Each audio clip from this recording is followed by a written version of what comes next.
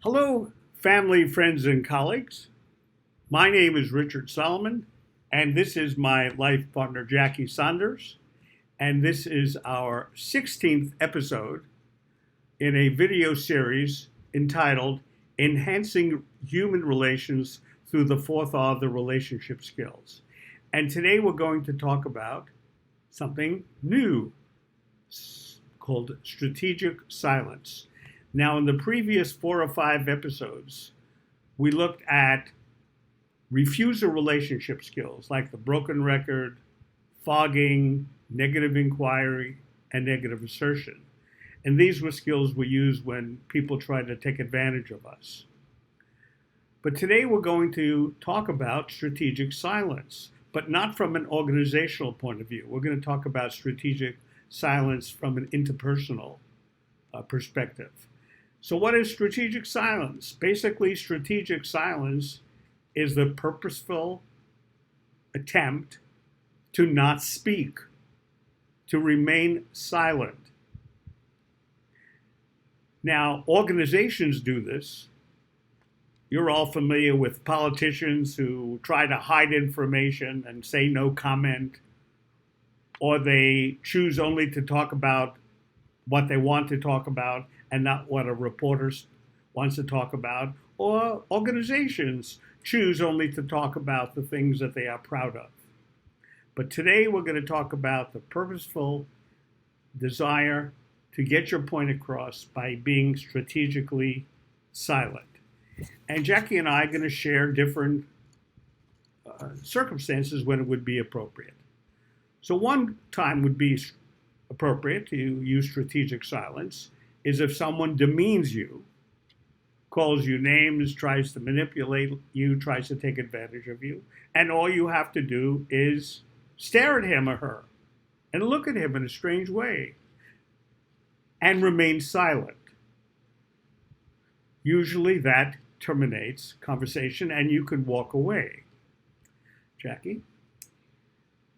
Another example of using strategic silence could be when you go to pay a condolence call or go to a shiva. In Judaism, you make a shiva call when people are in mourning.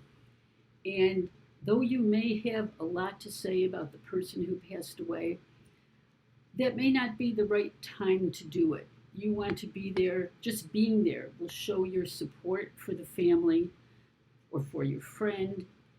And another time, you may want to discuss with the person about how much you liked the person who passed away or how the family member made you feel. But sometimes when there's a lot of people around and so much going on, that may not be the right time to do it. So you may choose to use strategic silence and talk another time. Okay, and a third example for strategic silence is when you are in a subordinate position. Let's say a police person stops you, stops the car, and wants to perhaps give you a summons. This is not always the best time to go and become argumentative. Strategic silence, doing what the policeman or woman has to say, might be an appropriate way to respond. And of course, in some societies, people in minority positions get the talk, which is an opportunity for a child to understand that when you are in such a subordinate position, the best thing to do is to listen to the person in authority.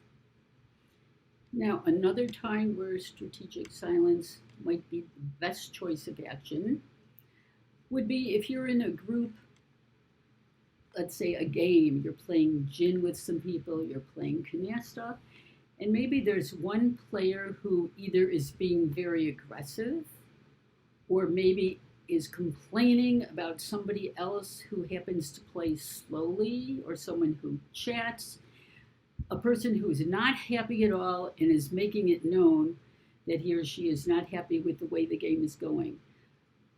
That may be a time for strategic silence, not to say anything to the person, but at a later date, take the person aside and talk about, why were you so unhappy at the game? What was so and so doing that wasn't right for you?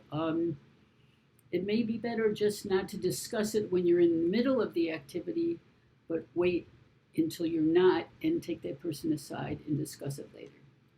So these are all examples that we have experienced in our lives, and we're going to invite you to share times when you have used strategic silence effectively in your life, and we would love for you to share that information on my Facebook page or the Twitter page, or even on YouTube if you like. Or if you like, you can just email it to me at rdsolomonphd@gmail.com.